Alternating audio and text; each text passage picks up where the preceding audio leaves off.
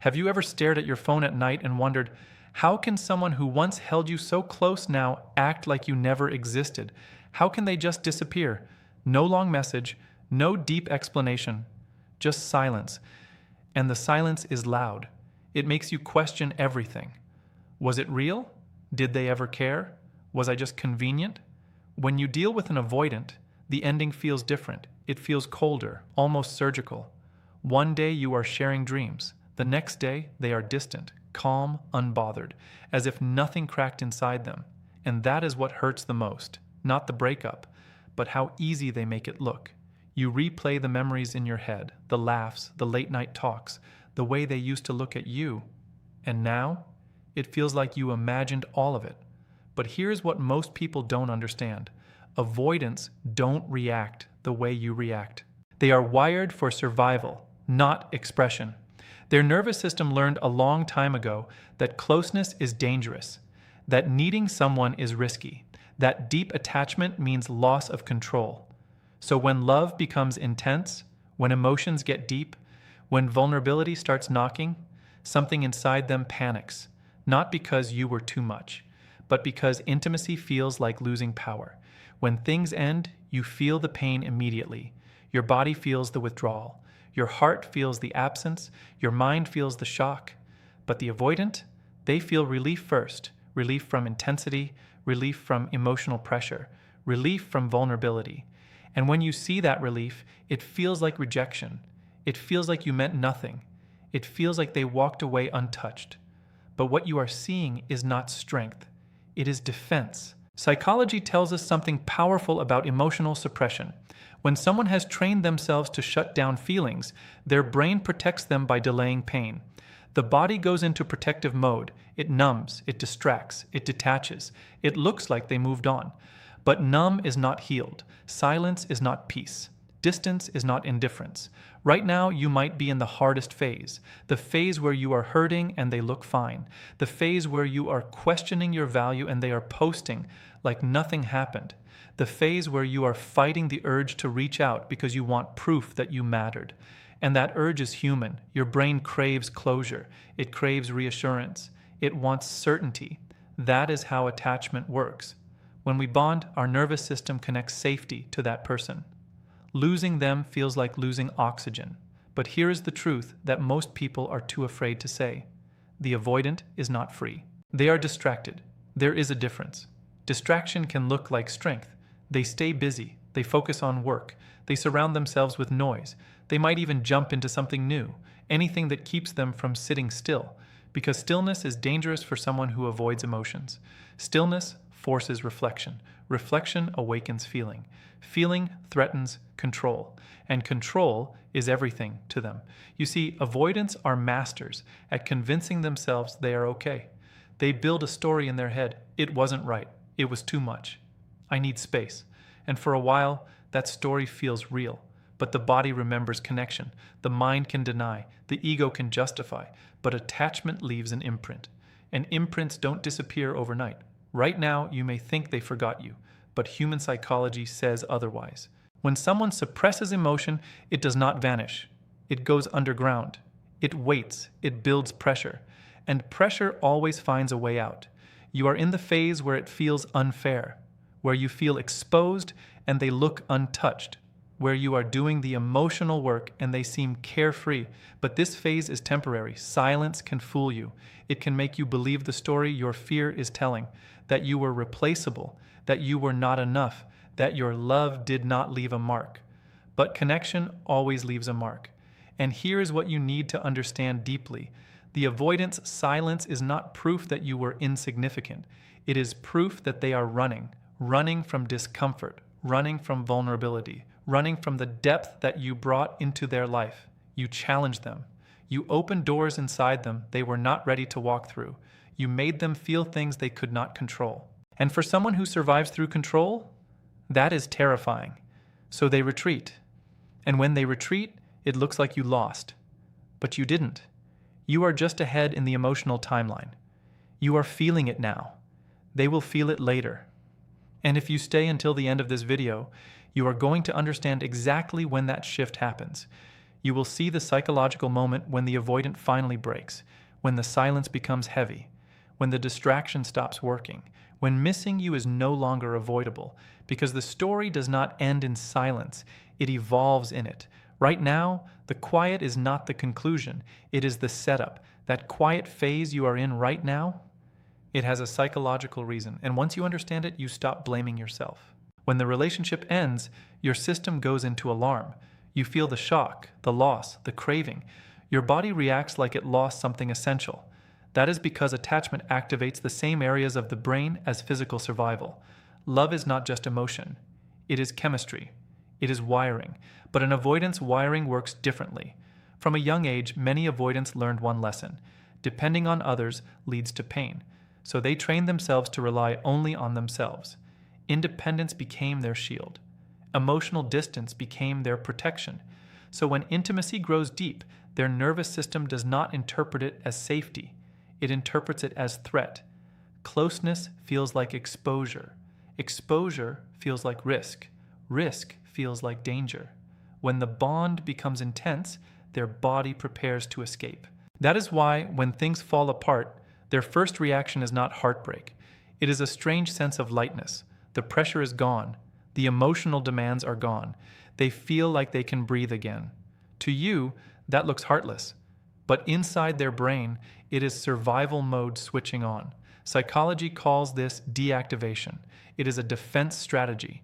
The mind minimizes the importance of the relationship to reduce emotional discomfort. They focus on flaws. They highlight conflicts. They convince themselves it was not that meaningful. This is not cruelty, it is protection. They are not asking, how much did I lose? They are asking, how do I stay safe? That difference changes everything. While you are processing grief, they are building walls. While you are reflecting on memories, they are telling themselves stories that make separation easier. The ego steps in. It whispers, you're better off. It whispers, you don't need anyone. It whispers, stay strong. But what the ego calls strength is often avoidance. The human mind can delay emotion, but it cannot erase it. When someone suppresses feeling, the brain stores it instead of solving it. It becomes unfinished business. Think about how stress works. If you ignore it, your body still carries it. It shows up later as tension, anxiety, restlessness. The same happens with attachment. When love is pushed down, it does not disappear. It waits for space. And in the beginning, they create no space.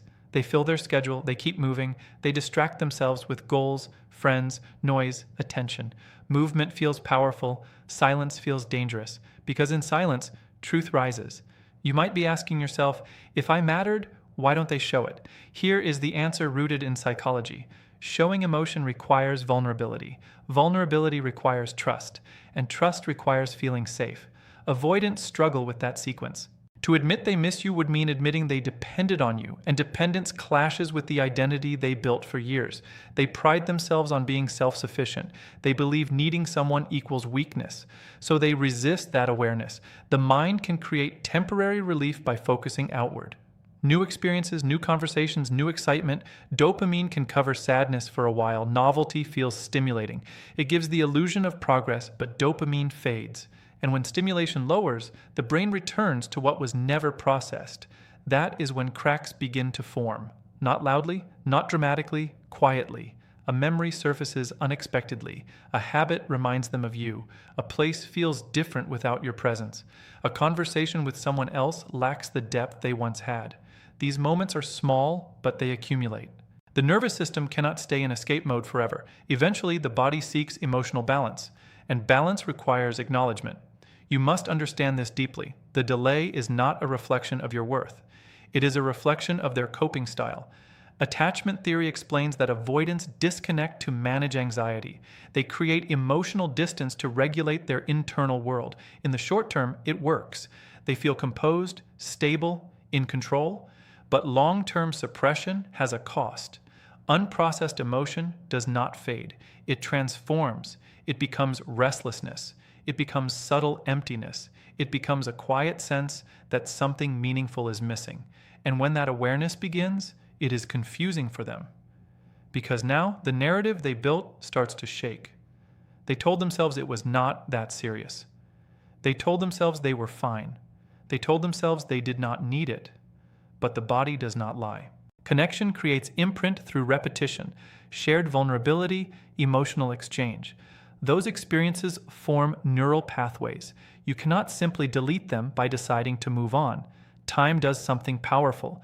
It removes intensity. It reduces conflict. It softens negative memories. The mind starts remembering warmth more than tension. The protective story weakens. And as that happens, the feeling they postponed begins to surface, slowly at first, then stronger. You are in pain now because you are processing in real time. They appear calm because they postponed theirs. But postponed emotion always demands payment. That is the reality of human psychology. No one escapes attachment without consequence. Some feel it immediately, others feel it when distractions no longer work, and when that delayed wave finally arrives, it does not ask for permission.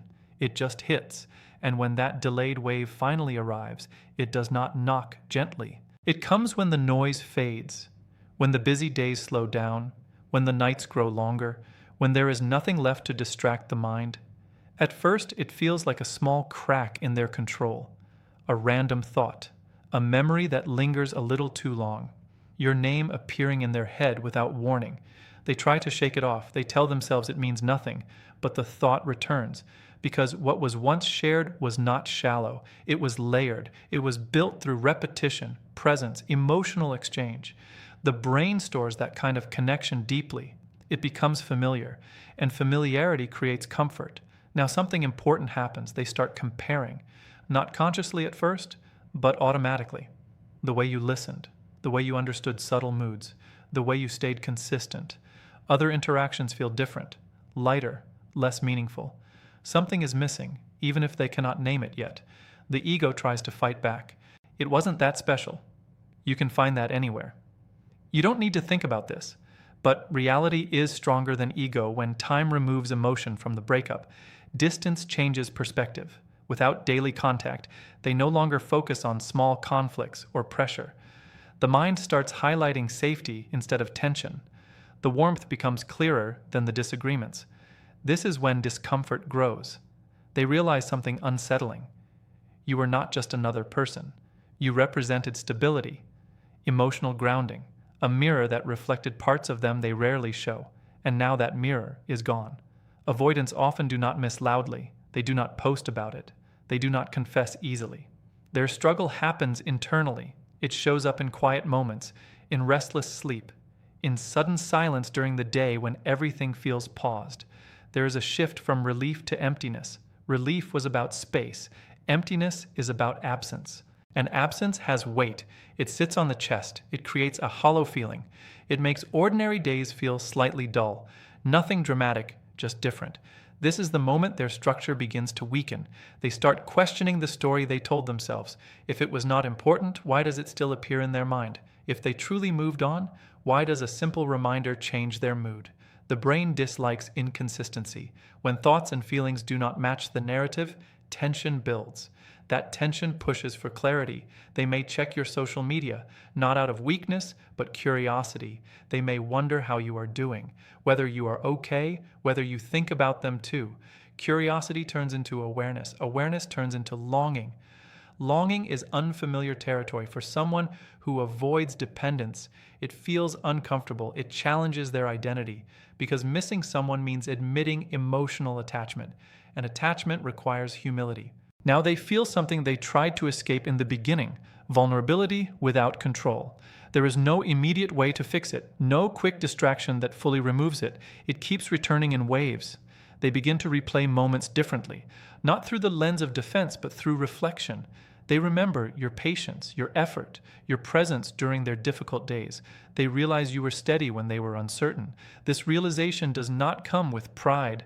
It comes with regret. Regret is powerful. It forces self-examination.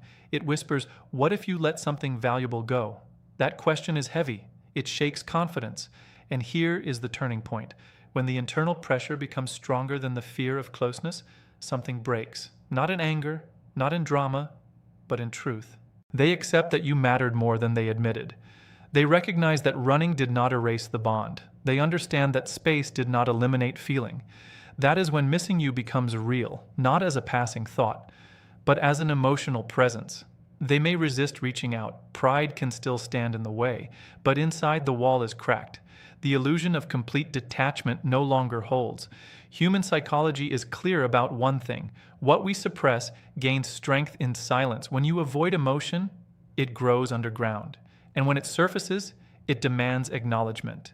Now they sit with what they once escaped. And for the first time, they feel the full weight of what is gone. This is not about revenge. It is not about proving a point. It is about understanding timing. Some people process in the moment, others process in delay. But no one bypasses emotional consequence forever. While you were healing, they were postponing. Now the postponed has arrived, and it feels heavier because it accumulated over time. This is the stage where they finally understand your absence, not intellectually, emotionally. And emotional understanding is the strongest kind, because once someone truly feels loss, it cannot be unseen. It stays, it shifts them, it humbles them, and it marks the moment when the avoidant finally breaks. And when that inner collapse happens, something else becomes clear. This was never about making them crumble. It was about you rising, because while they were wrestling with delayed emotion, you were walking through fire in real time. You faced the ache, you sat with uncertainty, you questioned yourself, you doubted your worth, and yet you are still here. That matters. Pain, when faced directly, builds strength. It reshapes identity, it forces growth. Every night you chose not to beg, every day you chose not to chase. Every moment you resisted sending that message that would shrink your dignity, you were building something powerful inside yourself. Self-respect. Most people do not realize this, but emotional restraint is strength. The ability to feel deeply and still hold your ground is rare. It means you are not ruled by impulse. It means you are not controlled by fear of abandonment. And that is attractive on a psychological level. When someone who once had access to you senses that you are no longer reaching, no longer explaining, no longer trying to prove your value, it shifts the dynamic completely. Human beings are wired to notice changes in availability. When access is removed, the brain reevaluates importance. Scarcity creates awareness. Not because you are playing games, but because you stopped overextending yourself. You stopped pouring energy into someone who could not meet you at the same depth. You stopped shrinking to fit into their comfort zone. You stopped trying to convince someone to choose you. That decision transforms you. There is something powerful about calm detachment. Not coldness, not bitterness, but quiet confidence, the kind that says, I offered something real. If you could not hold it, that is your lesson. When you shift your focus back to your own growth, something magnetic happens. You reclaim attention that was scattered. You rebuild routines. You strengthen friendships. You invest in your body, your goals, your mindset. You become centered, and centered energy feels different. Even if they never admit it, they sense the shift. Energy changes are noticeable. When you are no longer emotionally chasing, the pressure disappears. What remains is clarity, and clarity is powerful. Now the situation is no longer about loss. It becomes about standards. About what you will accept, about how you expect to be treated. When you raise your internal standards, you raise your external results. Here is the truth that many struggle to accept. Your value does not decrease because someone failed to recognize it. Diamonds do not lose worth because someone walks past them without looking. You were not too much. You were simply aligned with depth. If they could not meet that depth, that reflects their capacity, not your quality. And when you truly understand this, your energy shifts from seeking validation to embodying confidence. That shift is visible. It shows in your posture, in your tone, in your silence. Silence used to feel like rejection. Now it feels like power, because now you are not waiting to be chosen. You are choosing yourself. Psychology shows that people are drawn to those who display emotional stability. When someone remains grounded after disappointment, it signals strength. It communicates that their identity is not dependent on external approval. That is rare, and rare things are valued. Whether they return or not becomes secondary. The real victory is internal. You no longer need their realization to feel complete. You no longer depend on their regret to validate your importance. If they come back, it is because they finally saw clearly. If they stay away, it is because they are not ready for what you represent. Either way, you win. Because growth cannot be taken from you. When you reflect on everything, you will see that this experience shaped you. It taught you about boundaries, about attachment styles, about the difference between love and fear. It forced you to develop emotional intelligence. And emotional intelligence is power in relationships. You now understand that chasing someone who fears closeness only deepens the gap. You understand that secure love does not require convincing. You understand that consistency matters more than intensity. These lessons are not small, they are foundation. So if they reach out after finally facing their own emotions, you will meet them differently, not from desperation, not from insecurity, but from strength. And if they do not, you will still walk forward with wisdom. Because the greatest transformation did not happen inside them, it happened inside you. They may have broken under the weight of what they postponed, but you rebuilt under the weight of what you endured. That difference changes everything. In the end, the real reward was never their realization. It was your evolution. And once you evolve, you do not go backward. You move forward with clarity, with dignity, with calm confidence. And that is something no one can take away.